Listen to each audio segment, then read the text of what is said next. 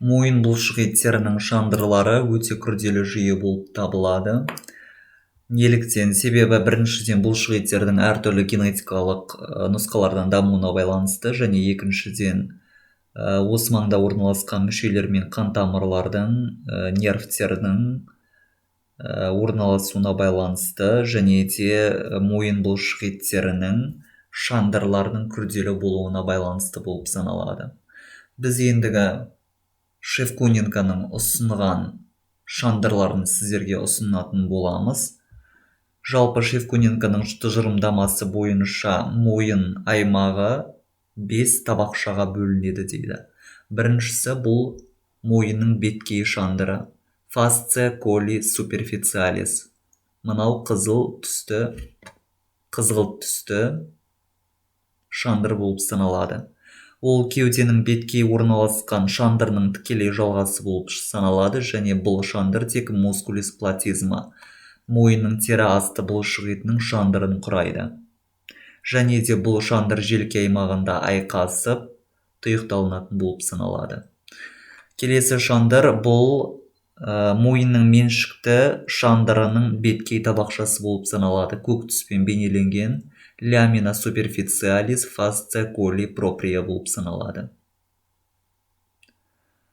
Бұл табақша мойынның тіласты сүйегінен жоғары және төмен орналасқан бұлшықеттердің, қан тамырлардың және нервтердің шандырларын құрайтын болып саналады.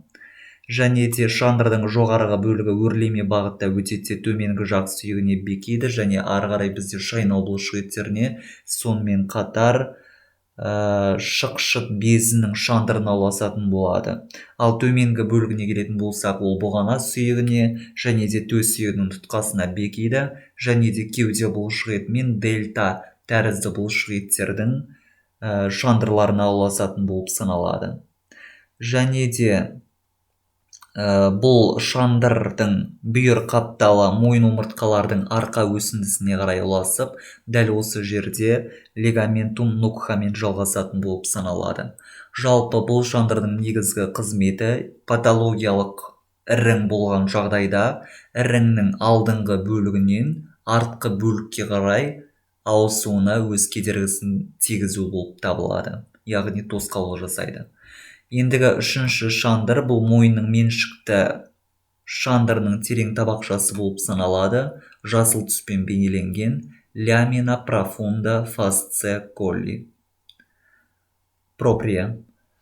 Жалпы бұл шандырда немесе екінші бір атауы бар жауырын бұғана шандыры, яғни фасция омоклавикулярис деп атайды. Бұл мойынның алдыңғы бөлігінде төс бұғана емізік бұлшықетінің артында және де трапеция тәрізденіп орналасқан шандыр болып табылады. Бұл шандырдың терең табақшасының жоғарғы жиегі тіласты сүйегімен, ал төменде бұғана сүйегімен, төс сүйегімен, ал бүйір қапталында жауырын тіласты бұлшықетімен, яғни мускулюс омохиаидуспен шектелген болып табылады.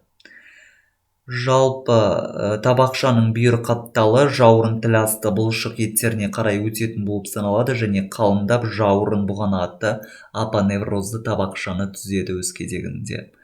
Және де дәл осы шандырдан патологиялық жағдайда іріңнің бір кеңістіктен екінші кеңістікке өтуі ықтимал болып саналады. Келесі төртінші шандыр, немесе бұны біз мойынның ішкі шандыры деп атаймыз, фасция эндосервикалис. Мына жерде сары түспен бейнеленген болып саналады. Бұл шандыр мойын маңында орналасқан мүшелердің, көмейдің, жаңағы өңештің, мысалы қан тамырлардың және де нервтердің қынабын құрап орналасатындықтан, яғни сол ішінде ішкі мүшелердің шандыры деп аталады. Топографиялық орналасуына қарай сыртқы париетальды және ішкі висцеральды табақшаларға бөлінеді. Париетальды дегеніміз жаңағы айтылып өткен бүкіл мүшелердің дәнекер тканьды қынабын құрайтын болып саналады, ал ішкі висцеральды табақшасы дербес орналасқан мүшелер, әсіресе мына қан тамырлардың меншікті шандырын құрайтын болып саналады. Ендігі дәл осы париетальды табақша мен висцеральды табақшаның аралығында бізде қан тамырлар мен нервтер, лимфа түйіндері орналасатын ламина превисцералис деп аталатын кеңістік орналасады. Бұл кеңістіктің ішінде кеңірдек алды кеңістігі болады, яғни спациум претрахеалис орналасады. Бұл кеңістіктің аралығында іркілдеген дәнекер тканьдары мен лимфатикалық түйіндер және қалқанша безінің пирамидалық бөлігі орналасатын болып саналады. Тыныс алу жолы бөгелген жағдайда және трахеотомияға операция жасау кезінде қан тамырлардың жарақаттануының нәтижесінде қанның бұл кеңістіктен алдыңғы көкірек аралық кеңістікке өтуі ықтимал. Патологиялық жағдайдан осыны ескере кетуіміз керек. Келесі 5-ші шандыр бұл алдыңғы омыртқалық шандыр деп аталады. Мына жерде күлгін түспен көрсетілген фасция превертебралис. Жалпы мойынның тереңде орналасқан бұлшық еттерінің шандырын құрайтын болып саналады және жоғарыда шүйде сүйегінің негізінен бастау алады. Төменде артқы көкірек аралық, яғни медиастинум постериор қабырғаларына ұласады, одан әрі кеуде бұлшық еттерінің ішкі шандыры фасция эндоторацикаға ұласатын болып саналады.